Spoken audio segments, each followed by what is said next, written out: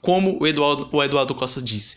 Você não pode sobrepor a vida de um animal à de um ser humano. É simples assim. E essa é a opinião dele. Você pode ter uma opinião diversa aí, só que sinto lhe informar que você tem que talvez rever os seus conceitos. Se você está achando que a vida de um animal vale mais do que a de um ser humano, alguma coisa não está batendo aí nessa conta aí. Essa é a minha opinião também. Você pode discordar, fica à vontade para discordar da minha opinião também, não tem problema nenhum. Mas eu também sempre vou colocar a vida de um ser humano em cima da vida de um animal. Simples assim. Então essa é a minha opinião a respeito dessas duas notícias aí. Forte abraço, bom final de semana a todos aí.